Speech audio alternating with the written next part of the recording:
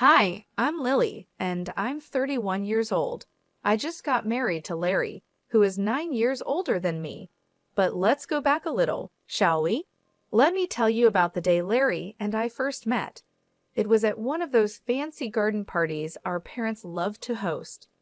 I was 20, just out of high school, and Larry was 29, the new rising star at his father's company. I remember him walking up to me with a glass of champagne in his hand. "Lily Wright?" he asked, his voice smooth as silk. "I've heard a lot about you." I blushed, unsure of what to say. "And you're Larry. I've heard a lot about you too," I replied. He laughed, a sound that made my heart skip a beat. "Hopefully all good things," he said. We spent the rest of the evening talking, laughing, and, to my surprise, connecting in a way I hadn't expected. That night, our parents saw us together and started thinking about us getting married. It took a few more years, but eventually their plan worked out. Before we got married, we signed a prenuptial agreement. It was straightforward. If one of us cheated, the other could end the marriage and walk away with $7 million. I had no intention of cheating, so I signed it without a second thought. I remember the day we signed that agreement. My dad, a man of few words, but with a big heart, looked at me with concern. "Are you sure you're okay with this, Lily?" he asked, his voice steady but with a hint of worry. "Dad, it's fine," I reassured him, giving him a quick hug. "I trust Larry and he trusts me. This is just a formality." Larry was there too, and he was the one who insisted on signing the paper. "I don't want you to feel pressured, Lily," he said, his voice sounding a bit tense. "If you're not comfortable with this, we can talk about it more." But I just shook my head and smiled at him. "Larry, I'm fine with it," I said. "I trust you," I said. He seemed relieved and gave me a warm smile. "And I trust you, Lily," he replied. That was the beginning of our journey together. We got married in a grand ceremony that everyone talked about. I was excited about starting this new chapter in my life, completely unaware of the storm that was on the horizon. After the wedding, we moved into a beautiful house just outside the city. It felt like a dream come true living with Larry and waking up next to him every morning. He was sweet, caring, and for a while, everything seemed perfect. Our honeymoon was like something out of a fairy tale. We spent 3 weeks at a gorgeous beach resort, soaking up the sun and enjoying each other's company. But when we returned home, things began to change. Larry became a different person, distant, always lost in thought. He started coming home late from work and would go straight to bed without even saying goodnight. We began sleeping in separate rooms, eating at different times, and barely talking to each other. One day, I decided to confront him. "Larry," I said, trying to keep my voice steady, "what's going on? You've been acting strange ever since we got back from our honeymoon." He looked at me, his eyes no longer filled with the warmth they once had. "I've just been busy with work, Lily," he replied, avoiding eye contact. "But we hardly talk anymore," I continued. "We're living like strangers in our own home." He sighed, running his fingers through his hair. "I know, Lily. I'm sorry. I'll try to make more time for us." But nothing changed. In fact, things got worse. Larry started coming home even later, sometimes not until the early morning. He stopped eating with me, and we barely saw each other. I began to have doubts. Was he seeing someone else? The thought made me feel sick, but I couldn't ignore the signs. I decided to confront him again. "Larry," I said one night when he came home late, "are you seeing someone else?" He looked shocked by my question. "What? No, Lily, I would never do that to you." "Then why are you always out? You never spend time with me," I said, tears filling my eyes. "I told you, it's just work," he said firmly. "I'm not cheating on you, Lily." But I couldn't shake the feeling that something was wrong. Larry was not the same man I had married. He was distant, cold, and seemed to be hiding something. I didn't know what to do. I loved Larry, but I couldn't keep living like this. I decided to start investigating. If Larry wasn't going to tell me what was happening, I needed to find out for myself. I began by checking his phone when he was in the shower. I felt guilty for invading his privacy, but I was desperate for answers. I didn't find any suspicious messages or calls, but I did find something that made my heart sink. Larry had been searching for apartments. Was he planning to leave me? I confronted him about it. Larry, why are you looking for apartments? Are you planning on leaving me? He looked shocked. No, Lily, I was just looking. I wasn't planning on leaving you. Then why were you looking? I asked, my voice trembling. I don't know, Lily, he said, barely whispering. I just need some space. One day, I decided to talk to my mom about it. She's always been my support, the person I turn to when things get tough. Mom, I said, I don't know what to do. Larry has changed. He's not the same person anymore. My mom listened, concern written all over her face. Lily, she said, you're both still adjusting. You're newlyweds. It takes time to build a life together. I wanted to believe her, to think that this was just a phase and that things would get better. But deep down, I knew there was more to it. Larry was hiding something. I could feel it. I tried to push the feeling away, tried to convince myself that Mom was right. But the nagging voice in the back of my mind wouldn't go away, constantly reminding me that something was off. 3 weeks later, I gathered my courage and approached Larry. I need a job, I said, looking him in the eye. He seemed surprised. You want to work? He asked, raising an eyebrow. I nodded. Yes, I need to do something, Larry. I can't just sit at home all day. He thought for a moment, then said, I can offer you a job at my foundation. We help kids in tough situations. Would you be interested? I was surprised. Larry's foundation was well known for its work with children, and I had always admired what they did. Yes, I said without hesitation. I'd love to. Working at the foundation was a breath of fresh air. I was busy, and I was doing something meaningful. I met kids who were strong and resilient, kids who had gone through more hardships than any child should. It was heartbreaking, but also inspiring. The job kept me busy and helped me take my mind off the problems at home.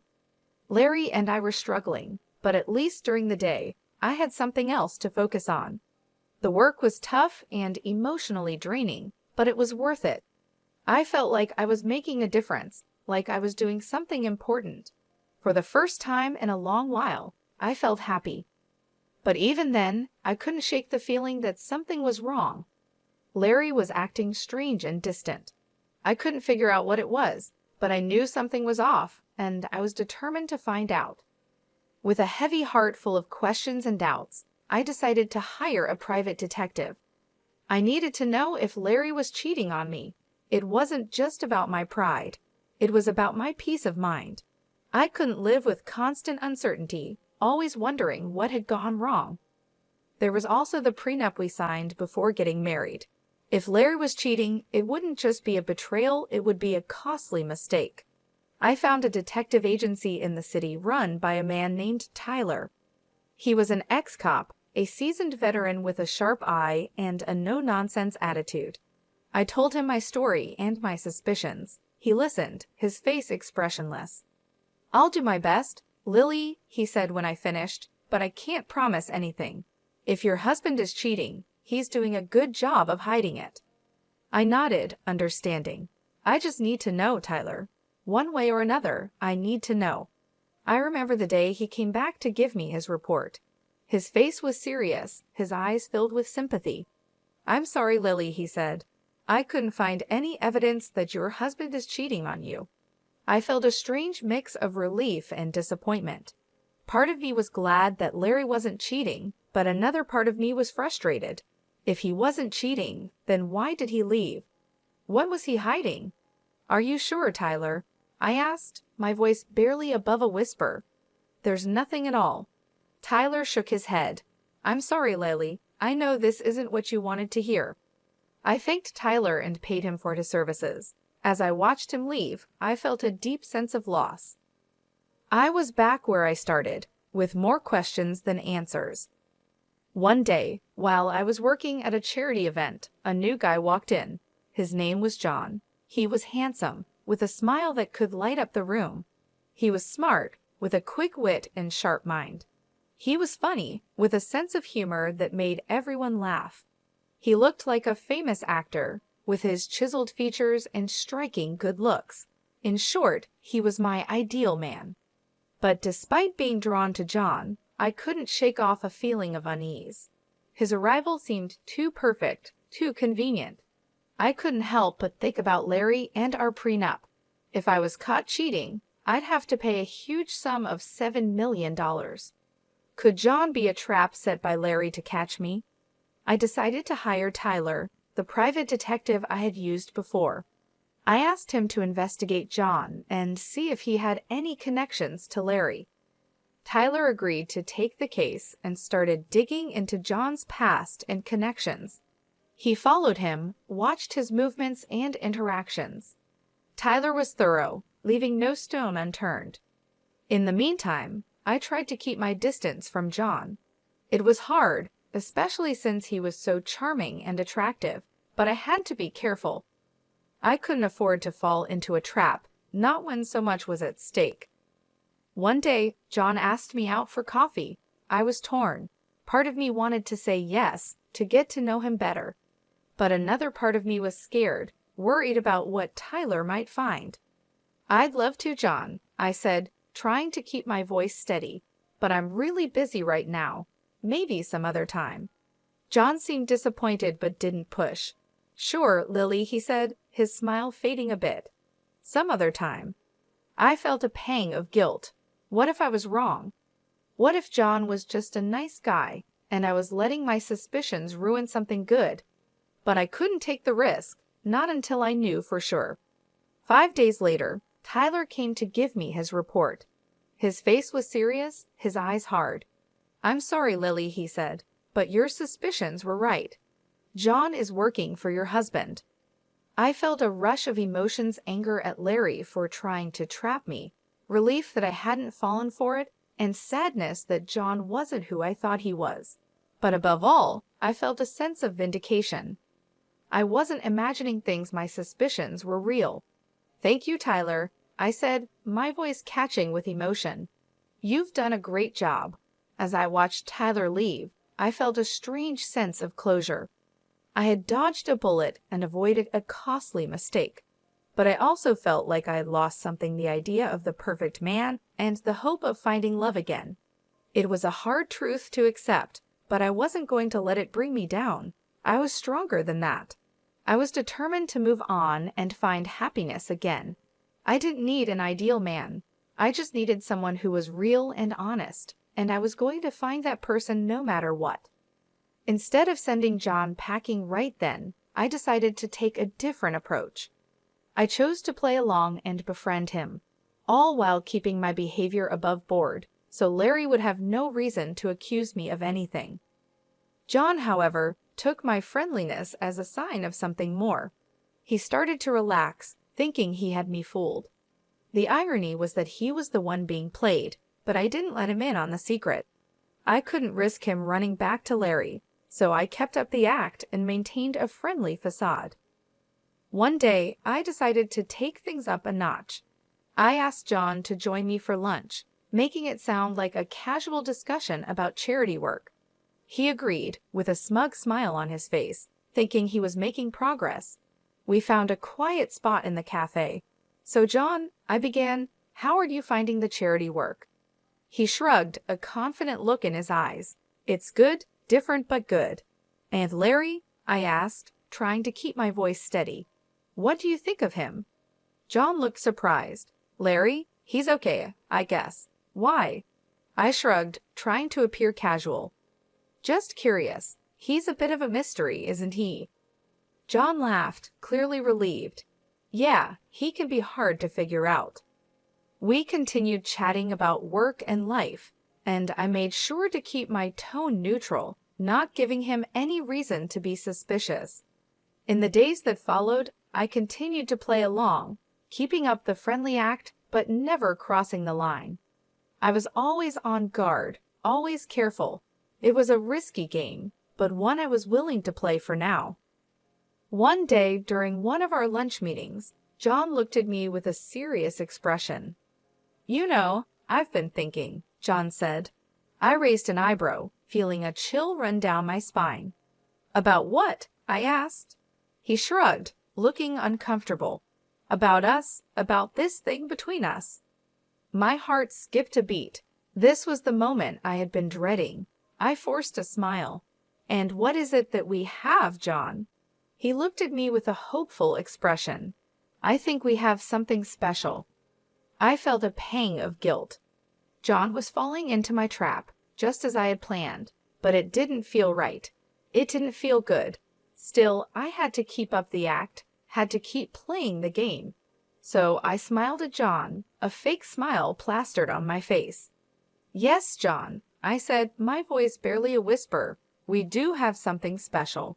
And just like that, the trap was set. The game was on, but at what cost? The Cold War at home with Larry was as icy as ever. We'd occasionally run into each other, exchange chilly greetings, and then retreat to our separate corners. Most nights he stayed at his apartment, claiming it was more convenient for his work. One Friday afternoon, I called John. I laced my voice with warmth as fake as his documents, inviting him over to my place. He probably thought I was finally ready to give in to his advances. Poor guy, he couldn't have been more wrong. When John stepped into my home, he was greeted not by a seductive housewife, but by my old classmate, now a stern-faced police officer. The surprise on John's face was worth every bit of it. The officer checked John's papers, and as expected, they were as fake as a $5 bill. Now it was my turn to make a move. I offered John a choice. He could either stick with Larry and face the consequences of his fake documents, or he could switch sides and work for me. John's eyes darted between me and the officer, and after a moment of silence, he nodded. He agreed to my deal. Checkmate, Larry. With that, the real game began. I had Larry's pawn now playing on my side, but I knew this was just the beginning. Larry was a crafty man. He wouldn't go down without a fight. In the days that followed, I kept a close watch on John. Despite his agreement, I knew I couldn't fully trust him. He was a wild card, a potential threat, but for the time being, he was a useful one. One day, I called John to my office. We need to talk, I said, my tone serious. He looked at me, a hint of unease in his eyes. About what? About Larry, I replied. I need to know everything, his plans, his strategies, everything. John hesitated, then nodded. Okay, I'll tell you everything. I knew I had my insider, and my counterattack was ready. But this was just the beginning. The real battle was still ahead. Larry wouldn't go down without a fight, and I had to be prepared. This wasn't just a game anymore. It was war, and in war, there are no rules, only survival. Days turned into weeks, and I was getting anxious. I wanted to confront Larry, to show him I wasn't the pushover he thought I was. Tyler, who I turned to again, gave me some advice. Push Larry, he suggested. Make him think you've fallen into his trap. It was a gamble, but I was ready to play the game. So John and I staged a photo shoot. We posed in ways that could be seen as compromising, like proof of an affair, but we were careful. We kept the original photos, where everything was as innocent as a Friday school picnic. Once the photos were ready, I handed them to John. Give these to Larry, I said, passing him the envelope. Let him draw his own conclusions. John looked at me, concern on his face. Are you sure about this? He asked. Once you start this, there's no going back. I know, I replied, my voice firm, and I'm ready. The very next day, Larry was all smiles at dinner. He thought he'd caught me, that he had the upper hand, but he didn't say a word about it. I wasn't worried. I knew what was coming, and I was ready. Meanwhile, Tyler was on the case, digging up dirt on Larry and finding all the evidence we needed. He was good at his job, and I trusted him. Finally, Tyler called me. Larry's relaxed and has let his guard down, he said, his voice full of satisfaction. I've got him. I've got all the proof photos, videos, everything. I felt a surge of excitement. Good, I said, a smile spreading across my face. Let's bring him down. But I didn't confront Larry, not yet. I wanted him to think he was winning. I wanted to see the look on his face when he realized he'd been played. So I waited. I played the part of the dutiful wife, biding my time until Larry made his move. I knew what was coming, and I was ready. The clock was ticking towards the family dinner. I knew this was it, the showdown. Strangely, I felt calm. I was ready. The dinner was at Larry's parents' luxury mansion, a huge estate that screamed old money. Larry was there, of course, playing the role of the perfect son and husband. But I knew the truth, and soon everyone else would too. We were halfway through the main course when Larry cleared his throat and stood up, a smug smile on his face. "I have something to say," he announced, looking straight at me. He pulled out a set of photos of me with John and tossed them on the table like he was holding a winning hand. "Proof," he said, his voice full of triumph, "of my wife's infidelity." The room went silent. I could feel everyone's eyes on me, but I didn't flinch. I was ready for this. I calmly stood up and met Larry's gaze. "Yes," I said, my voice steady. "I know this man, but he's not my lover. He's an actor hired by you, Larry, to frame me."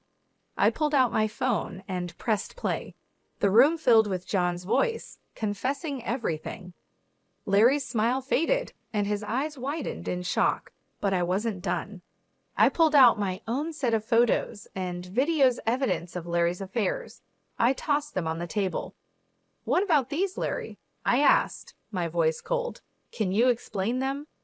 Larry stammered, trying to deny it, but the evidence was undeniable. His parents' faces turned to stone. My parents, who had been quiet until now, finally spoke up. "You ungrateful brat," my father roared at Larry. "We trusted you with our daughter, and this is how you repay us." Larry's mother was in tears. "How could you, Larry?" she sobbed. "How could you do this to us, to her?" The aftermath was swift. We divorced. Larry's parents, furious at their son's deceit, fired him from their company. His reputation was in ruins. As for me, I walked away with $7 million in compensation. Now, Larry is jobless, scrambling to piece his life back together, while I'm free.